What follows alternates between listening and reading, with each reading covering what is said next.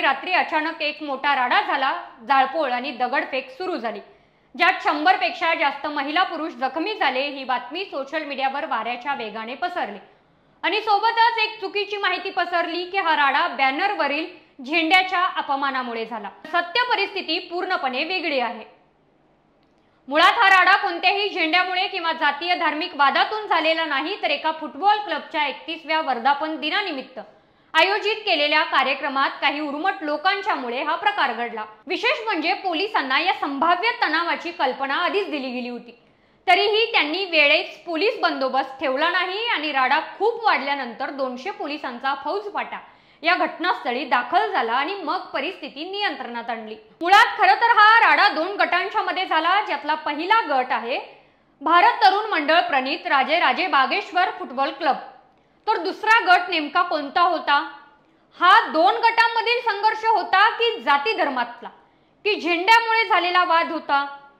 मुळात शांत आणि आदर्श जिल्हा म्हणून ओळखला जाणाऱ्या कोल्हापूरची ओळख ही नेहमीच एकीसाठी राहिलेली आहे। याच कोल्हापूरमध्ये काही दिवसांच्या पूर्वी प्राडा, वनतारा, अंबानी यांसारख्या मोठ्यांना झुकावं लागलं, तेव्हा कोल्हापूरकरांची एकी जगाने पाहिली होती। पण त्याच कोल्हापूरच्या एकीला कोणाची नजर लागलेली आहे का, हा प्रश्न आता प्रत्येकाच्या मनात निर्माण झालेला आहे। या सर्व प्रश्नांची सविस्तर माहिती आज आपण पब्लिक माईकच्या व्हिडिओमध्ये पाहून घेणार आहोत, त्यामुळे पब्लिक माईकचा आजचा स्पेशल व्हिडिओ तुम्ही शेवटपर्यंत पहा। नमस्कार, मी सह्याद्री देसाई आणि आपण पाहताय पब्लिक माईक। हा राडा नेमका का झाला? यात सहभागी असलेला स्पोर्ट्स क्लब कोणता होता? समोरचा दुसरा गट कोणता होता? आणि सर्वात महत्त्वाचे म्हणजे या संपूर्ण घटनेवर स्थानिक नागरिकांचे काय म्हणणे आहे? हे सगळे प्रश्न आता अनुत्तरित आहेत आणि याच प्रश्नांची उत्तरे शोधणे महत्त्वाचे आहे। कोणत्याही ध्वजावरून किंवा पोस्टरवरून हा वाद झालेला नाही।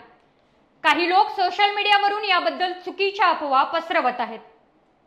मुळात घटना काय घडली की शुक्रवारी रात्री कोल्हापूरच्या सिद्धार्थनगर परिसरात भारत तरुण मंडळ प्रणित राजे बागेश्वर फुटबॉल क्लबच्या 31व्या वर्धापन दिनानिमित्त एका कार्यक्रमाचे आयोजन करण्यात आले होते। हा परिसर सर्किट हाऊस आणि सरकारी रुग्णालयाच्या जवळ असल्यामुळे नेहमीच या ठिकाणी वर्दळ असते। या कार्यक्रमासाठी क्लबच्या तरुणांनी रस्त्यावरतीच एक मोठं स्टेज उभा केलं होतं, त्याचबरोबर एक बॅनर सुद्धा लावला होता।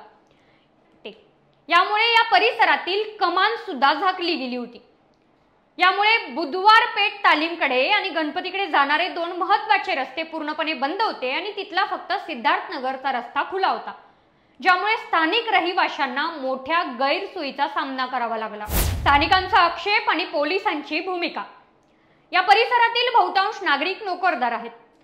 रस्ता बंद झाल्यामुळे घरी परतताना मोठा सर्वांना त्रास झाला। याशिवाय कार्यक्रमासाठी लावलेल्या मोठ्या साऊंड सिस्टीममुळे दिवसभर प्रचंड आवाज सुरू होता, ज्यामुळे स्थानिकांना त्रास होत होता। त्यामुळे संतप्त झालेल्या काही रहिवाशांनी लक्ष्मीपुरी पोलीस ठाण्यात जाऊन या विरोधात तक्रार दाखल केली। पोलिसांनी तात्काळ दखल घेत स्टेज आणि कमानीवरील बॅनर हटवण्याचे आदेश दिले। वादाची ठिणगी आणि राड्याची सुरुवात। या तक्रारीनंतर प्रशासनाच्या या कारवाईमुळे फुटबॉल क्लबचे तरुण संतप्त झाले। त्यांनी प्रशासनाच्या आदेशाला न जुमानता संध्याकाळी ढोल ताशांच्या गजरामध्ये पुन्हा एकदा स्टेज उभारलं आणि त्याच कमानीवरती पुन्हा एकदा बॅनर लावला। याच घटनेने वादाची ठिणगी पडली।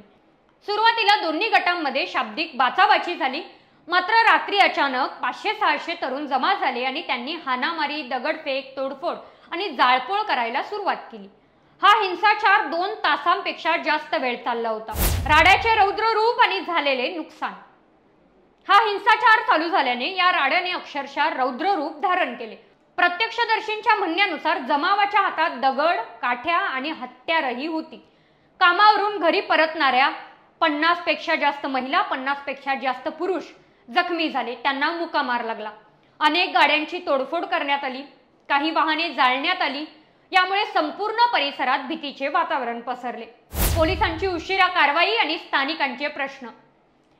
मुळात दुपारी 12 वाजल्यापासून तणाव वाढत असतानाही पोलिसांनी वेळीच लक्ष का दिले नाही असा आरोप स्थानिक नागरिक करत आहेत। राडा सुरू झाल्यानंतरही पोलिसांनी तब्बल 4 तास कुठे होते ते यावरही प्रश्नचिन्ह निर्माण होत आहे।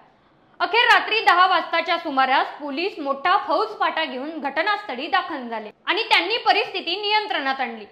पोलिसांनी 100 पेक्षा अधिक लोकांना ताब्यात घेतले असून इतरांचा शोध त्यांनी सुरू केलेला आहे। म्हणजे या राड्याची सुरुवात कोणत्या तरुणांनी केली त्याचा शोध अजून चालू आहे।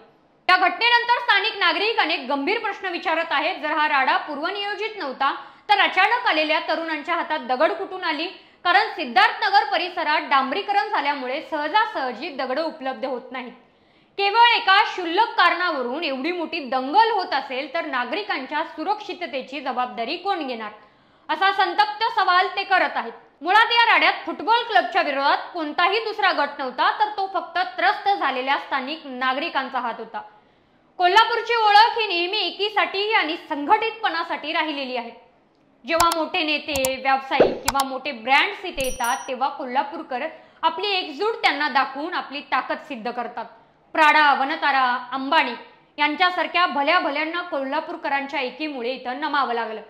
मग शांतिप्रिय आणि एकीसाठी ओळखल्या जाणाऱ्या कोल्हापूर शहराला कुणाची नजर लागली आहे का, असा प्रश्न निर्माण होणे स्वाभाविकच आहे। एका क्षुल्लक कारणावरून शहरातील एका भागात असा राडा होणे हे निश्चितच चिंताजनक आहे।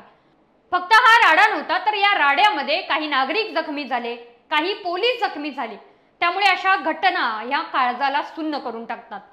या सर्व घटनाक्रमातून एक गोष्ट स्पष्ट होती की हा संघर्ष केवळ दोन गटांमधील वाद नव्हता, तर प्रशासकीय दुर्लक्ष आणि नागरिकांच्या सहनशीलतेचा अंत याचा तो एक दुर्दैवी परिणाम होता। ज्या शांतिप्रिय कोल्हापूर शहराची ओळख एकजुटीसाठी आहे, तिथे एका क्षुल्लक कारणावरून एवढा मोठा राडा होणं हे स्थानिक व्यवस्थेवरती एक मोठं प्रश्नचिन्ह निर्माण करतं।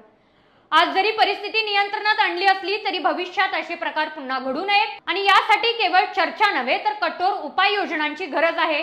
शांतता टिकवण्यासाठी प्रशासनाने वेळीच लक्ष देणे महत्त्वाचे आहे, हेच या घटनेने दाखवून दिलेलं आहे। मुळात तुमचं काय मत आहे? हा राडा नेमका कशा पद्धतीने आणि का झाला असावा? कमेंट बॉक्समध्ये नक्की कळवा।